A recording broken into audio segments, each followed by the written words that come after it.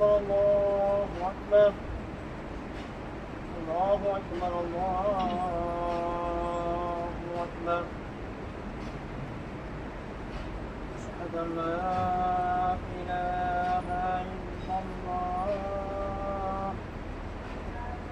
أشهد أن لا إله إلا الله أشهد أن محمدا رسول الله أشهد أن محمدا رسول الله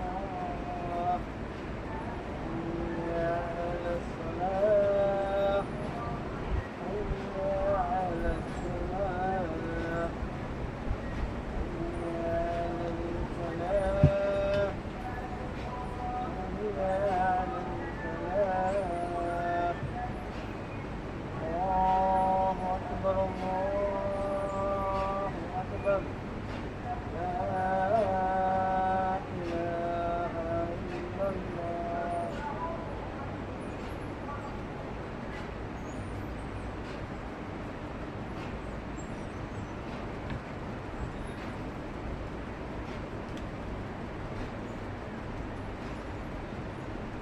السلام عليكم ورحمة الله وبركاته.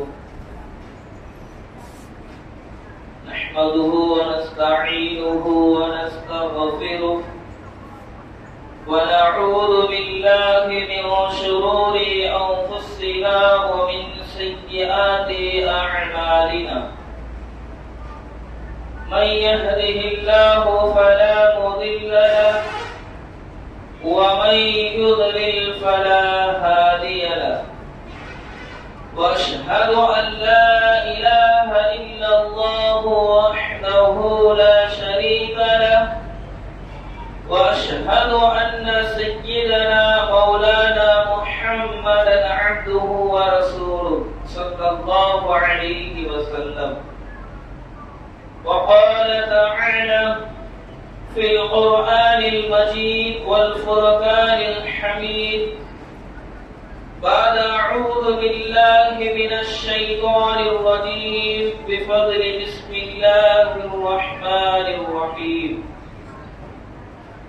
وقال تعالى في القرآن المجيد سورة المائدة أحيا الناس فأنما أحيا الناس جميعا إلى آخر الآية. وقال النبينا صلى الله عليه وسلم راحموا يرحمكم الرحمن ارحموا يرحمكم من في الأرض ارحموا من في السماء أو كما قال عليه الصلاة والسلام. رواه أبو داود. قال رب اشرح لي صدري ويسر لي أمري واحلل عقدة من لساني يفقهوا قولي. ربي زدني علما ربي زدني علما ربي زدني علما. புகழ் அனைத்தும் இந்த உலகத்தை படைத்து பரிபாலித்துக் கொண்டிருக்கக்கூடிய அல்லாஹ் ஒருவனுக்கே உரித்தாகட்டும். அல்லாஹ்வினுடைய சாந்தியும் சமாதானமும் ஈருலக தலைவர் காத்தமுல் அம்பியா ரஹ்மத்துல் லில் ஆலமீன் முஹம்மது முஸ்தபா ஸல்லல்லாஹு அலைஹி வஸல்லம் அவர்கள் மீதும் அவர்களுடைய குடும்பத்தார்கள் சஹாபாக்கள் தாபஈன்கள் தபஅ தாபஈன்கள் அவுலியாக்கள் நாதாக்கள் ஷஹதாக்கள் குறிப்பாக இங்கு அமர்ந்திருக்கக்கூடிய நம் அனைவர்களின் மீதும் உலக முஸ்லிம்கள் அனைவர்களின் மீதும் அல்லாஹ்வினுடைய சாந்தி என்றென்றும் நிலைநிறுத்துமாக. அல்லாஹ் சுப்ஹானஹு வ தஆலா சிறப்பு வாய்ந்த நாட்களில் சிறந்த நாட்களான இந்த ஜும்ஆவுடைய நாளிலே நாம் அனைவர்களுடைய ஹலாலான ஹாஜத்துகளை அல்லாஹ் சுப்ஹானஹு வ தஆலா நிறைவேற்றி தருவானாக. நோய் நொடி இல்லாத வாழ்க்கை, குறையற்ற செல்வம், வாழ்வதற்கு அல்லாஹு தஆலா வாக்கியத்தை நம் அனைவர்களுக்கும் இந்த ஜும்ஆவினுடைய பரக்கத்தை கொண்டு தந்தல் புரிவானாக. கண்ணியம் நிறைந்தவர்களே,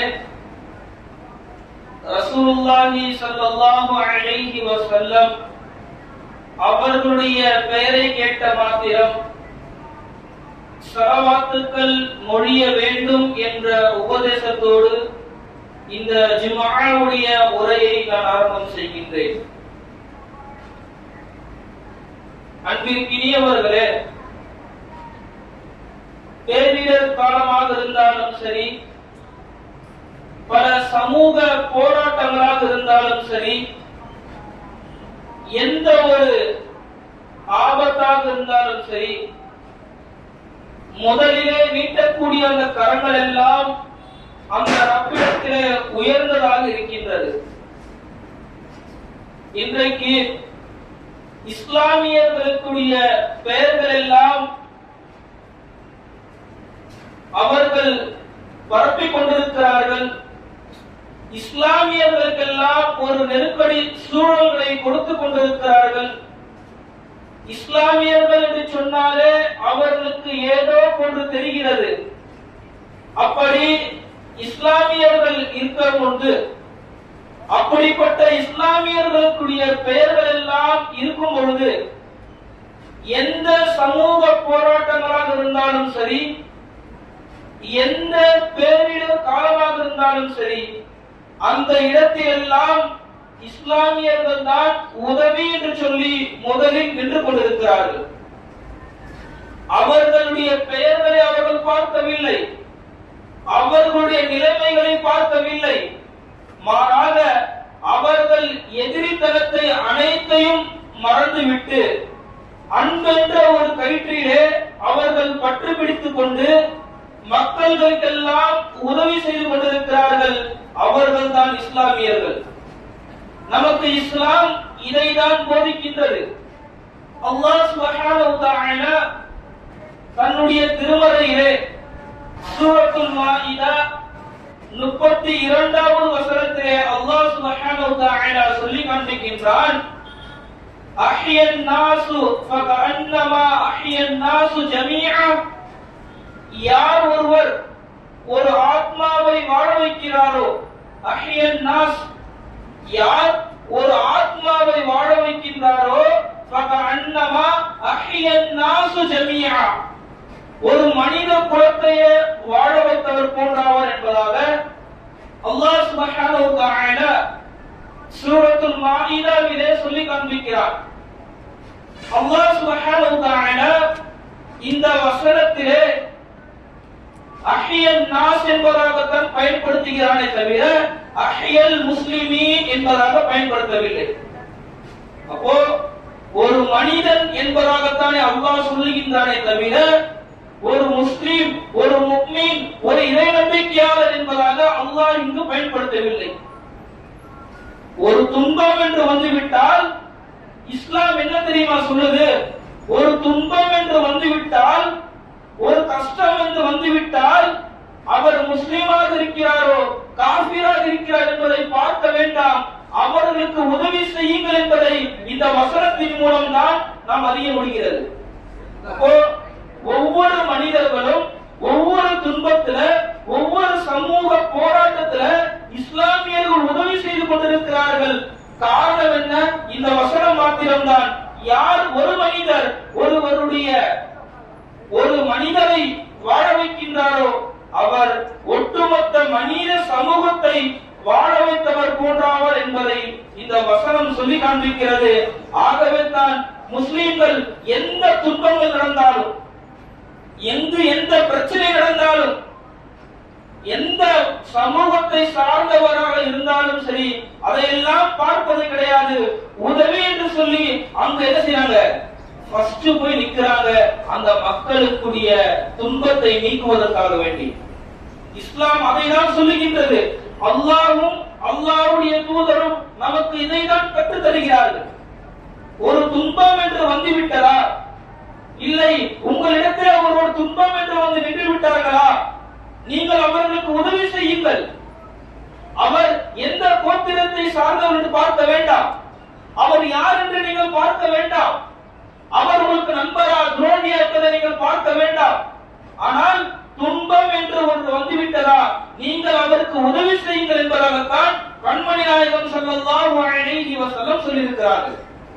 சொன்னாங்க ரசூலுல்லாஹ் ஸல்லல்லாஹு அலைஹி வஸல்லம், அபூதாவுதிலே பதியப்பட்ட ஒரு ஹதீஸ், ராஹிமு யர்ஹமுஹுர் ரஹ்மான். என்ன சொன்னாங்க ரசூலுல்லாஹ்? ராஹிமு யர்ஹமுஹுர் ரஹ்மான். நீங்கள் இரக்கம் காட்டுங்கள், அல்லாஹ் உங்களுக்கு இரக்கம் காட்டுவான். நீங்க முஸ்லிமுக்கு தான் இரக்கம் காட்டணும் சொல்ல கிடையாது, நீங்க முஸ்லிம்களுக்கு தான் இரக்கம் காட்ட வேண்டும், உங்களுடைய குடும்பத்தார்களுக்கு மட்டும் தான் இரக்கம் காட்ட வேண்டும் என்ற செய்தியை ரசூலுல்லாஹி ஸல்லல்லாஹு அலைஹி வஸல்லம் இங்கு பதிய செய்யவில்லை. மாறாக நீங்கள் இரக்கம் காட்டுங்கள், அவ்வளவுதான். நீங்கள் இரக்கம் காட்டுங்க, அந்த ரப்பு உங்கள் மீது இரக்கம் காட்டுவான். அது யாராக இருந்தாலும் சரி, உங்களுடைய துரோகியாக இருந்தாலும் சரி, இஸ்லாம் அல்லாதவராக இருந்தாலும் சரி, நீங்கள் இரக்கம் காட்டுங்கள், அந்த ரப்பு உங்கள் மீது இரக்கம் காட்டுவான். சொன்னாங்க ரசூலுல்லாஹ் ஸல்லல்லாஹு அலைஹி வஸல்லம், இர்ஹமு மன் ஃபில் அர்த். யார் பூமியில் உள்ளவர்கள் மீது இரக்கம் காட்டுகிறார்களோ, இர்ஹமுக்கும் மன் ஃபிஸ் ஸமா. யார் பூமியில் உள்ளவர்கள் மீது இரக்கம் காட்டுகிறார்களோ, வானத்தில் உள்ள அல்லாஹ் சுப்ஹானஹு வ தஆலா அவர்கள் மீது இரக்கம் காட்டுவார் என்றாக சொன்னார்கள். கண்ணியம் நிறைந்தவர்களே, இங்கு நாம் யோசிக்கக்கூடிய ஒரு விடயம், நாம் எல்லாம் இந்த உலகத்தில் தான் என்ன செய்வோம்?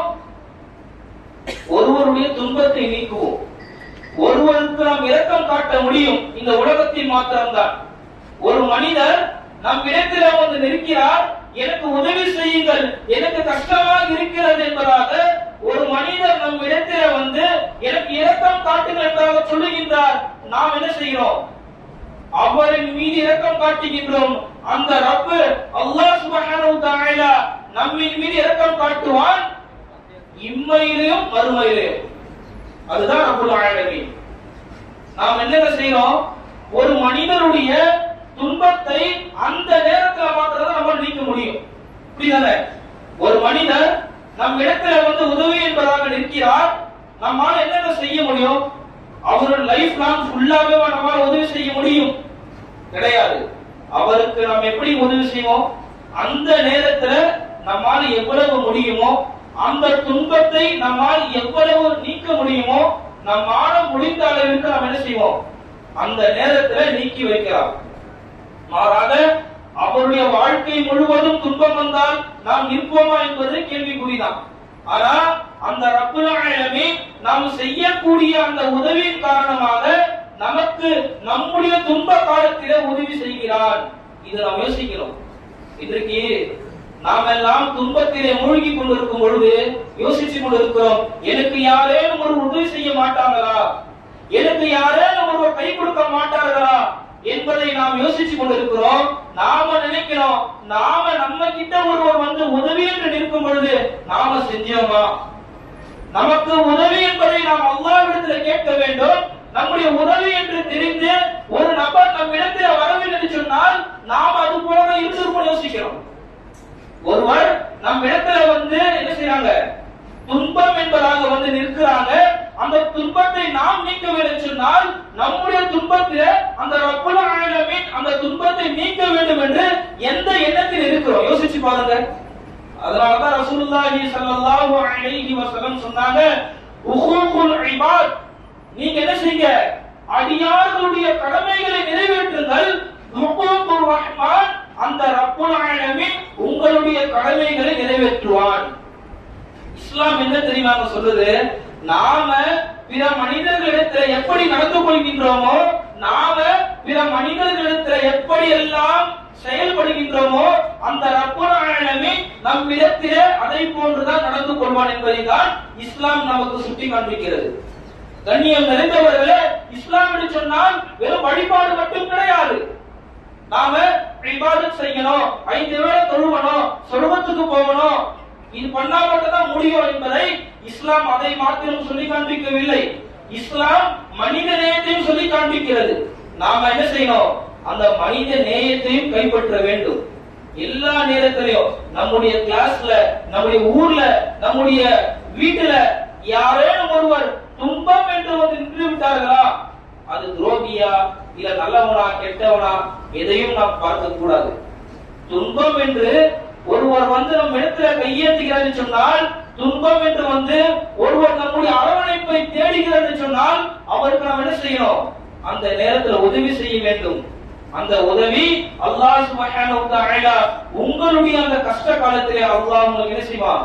உதவி செய்வான். இதைதான் ரசூலுல்லாஹி ஸல்லல்லாஹு அலைஹி வஸல்லம் சொன்னார்கள், பூமியில் உள்ளவர்கள் மீது நீங்கள் இரக்கம் காட்டுங்கள், வானத்தில் உள்ள அல்லாஹ் உங்கள் மீது இரக்கம் காட்டுவான் என்பதாக.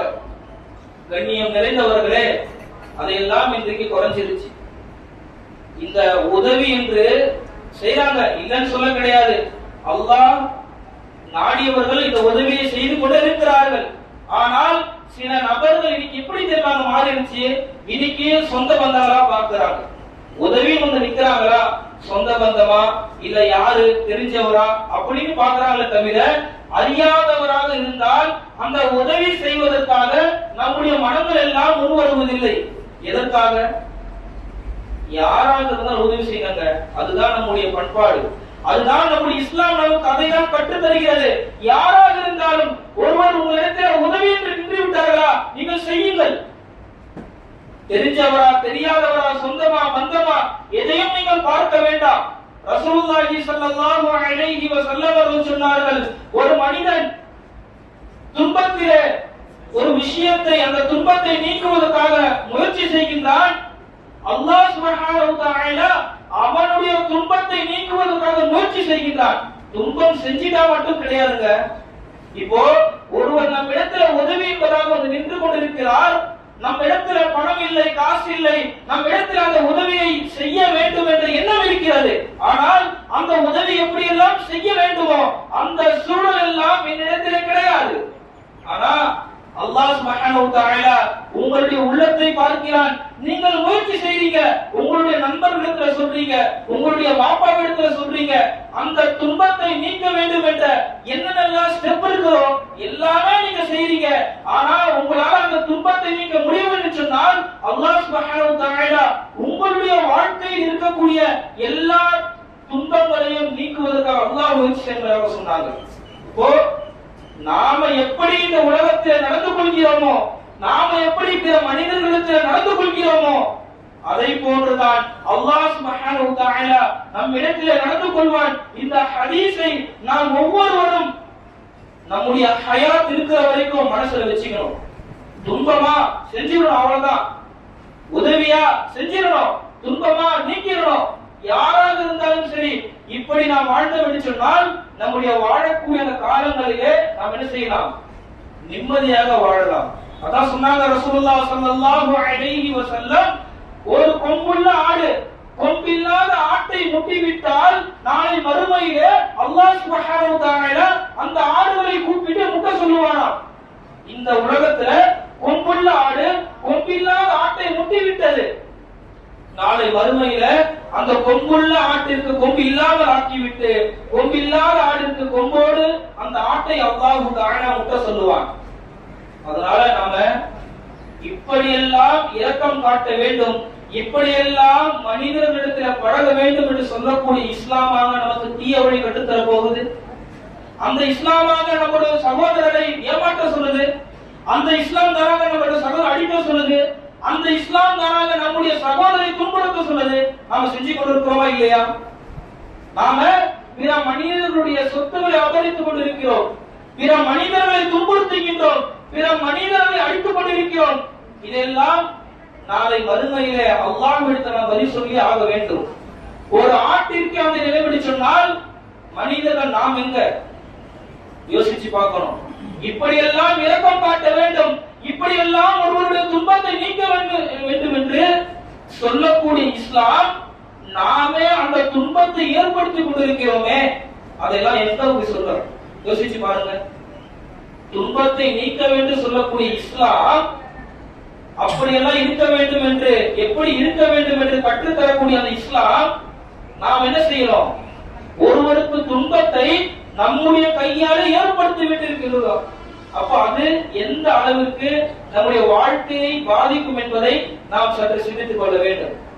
கண்ணியம் நிறைந்தவர்களே, நம்முடைய இஸ்லாமிய சமூகங்கள் எப்படியெல்லாம் சென்று கொண்டிருக்கிறது.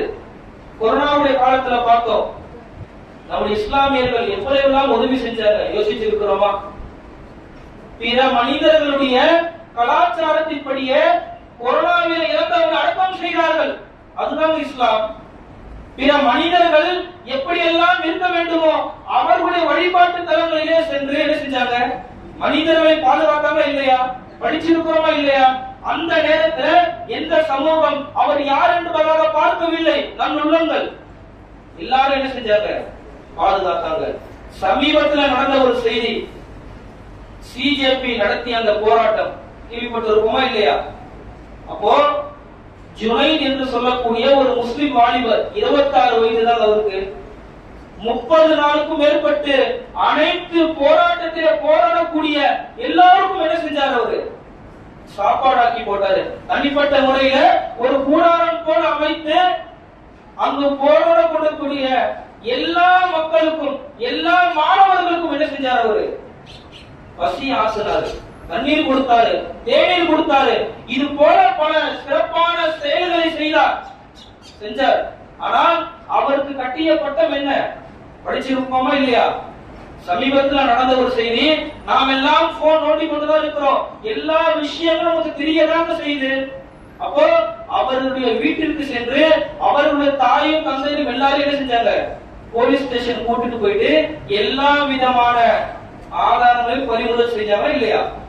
அப்போ அவர் கூப்பிட்டு பேட்டியில கேட்கிறாங்க, நீங்க இதை செஞ்சீங்களே, உங்கள் மீது இந்த குற்றம் வந்திருக்கிறதாக சொல்லும் பொழுது, நான் ஒரு மனிதனுடைய பசியை ஆற்றுறேன், இது என்னை மீது குற்றமாக இருந்தால் இது போன்று 1000 குற்றங்களை செய்வேன் துணிவேன் என்றாக சொன்னார் அவர்.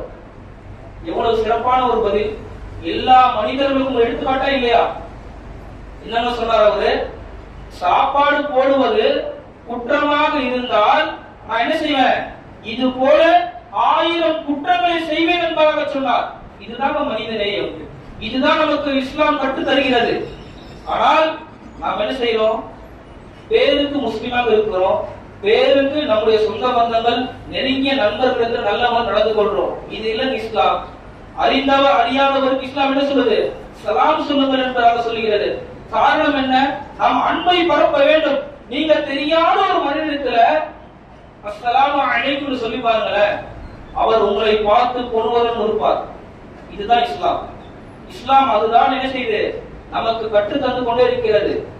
இஸ்லாம் ஒரு ஆணுடைய தோற்றத்தையோ ஒரு ஆணுடைய விஷயத்தையோ பார்ப்பதில்லை, அவருடைய உள்ளம் எப்படி இருக்கிறது அதைதான் ரப்பல் ஆலமீன் பார்க்கிறான்.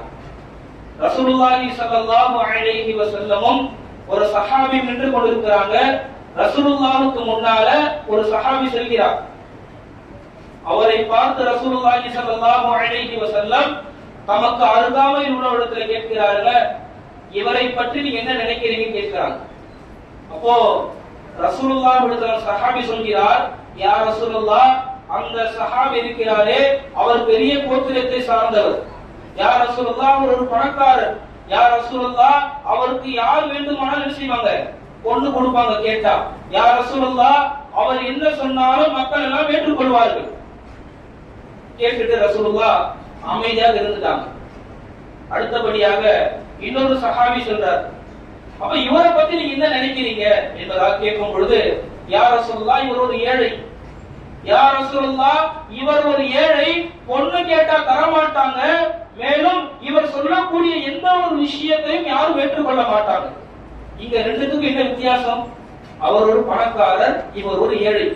அப்ப சொன்னாங்க ரசூலுல்லாஹ் ஸல்லல்லாஹு அலைஹி வஸல்லம், முதல் சென்ற நபரிடத்தில் நீங்க சொன்னீங்களா இல்லையா, பொண்ணு கேட்டா தருவாங்க, இவர் பெரிய பணக்காரர் என்பதாக சொன்னீங்களா இல்லையா? இவரை போன்று 1000 நபர்கள் இருந்தாலும் இரண்டாவது சொன்ன நபர் மட்டும்தான் சிறந்தவர் என்பதாக சொன்னாங்க. அப்ப இது எது அடிப்படையில் சொன்னாங்க ரசூலுல்லாஹ்? முதல் உள்ள நபரை விட இரண்டாவது உள்ள நபர் இரையச்சமுடைய நபர்.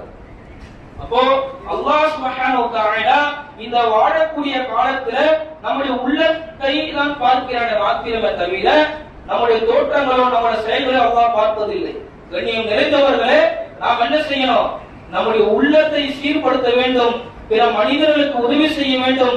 அப்படி எல்லாம் இருந்தோம் என்று சொன்னால் அல்லாஹ் சுப்ஹானஹு வ தஆலா நாம் வாழக்கூடிய நம்முடைய காலத்துல நம்முடைய துன்பங்களை அல்லாஹ் தஆலா நீக்குவான். நம்முடைய உள்ளம் எதை சார்ந்து இருக்கின்றதோ அதை சார்ந்து அல்லாஹ் தஆலா நம்முடைய வாழ்க்கையை நடத்தாட்டுவான். ஆக கண்ணியம் நிறைந்தவர்களே, அல்லாஹ் சுப்ஹானஹு வ தஆலா நம்முடைய எல்லா விதமான பாவங்களை மன்னித்து இதுவரைக்கும் நமக்கு ஹயாத்தை வைத்திருக்கின்றானோ அது வரைக்கும் அல்லாஹ்வும் அல்லாஹ்வுடைய ரசூல் ஸல்லல்லாஹு அலைஹி வஸல்லம் எதை போன்று வாழ வேண்டும் என்று கற்றுத் தந்தார்களோ அதை போன்று வாழக்கூடிய பாக்கியத்தை அல்லாஹ் சுப்ஹானஹு வ தஆலா நமக்கும் நம்முடைய சந்ததிகளுக்கும் நம்முடைய குடும்பத்தார்களுக்கும் உலக முஸ்லிம்கள் அனைவருக்கும் தந்தல் புரிவானாக. வாஹிதா வஅனா அல்ஹம்துலில்லாஹி ரப்பில் ஆலமீன். சுப்ஹானக லா இல்ம லனா இல்லா மா 'அல்லம்தனா இன்னக அன்தல் அலீமுல் ஹகீம். بارك الله لنا ولكم في القرآن العظيم ورفعنا بالآيات وذكر الحكيم إنه تعالى جبار كريم بل رؤوف رحيم ورب حليم.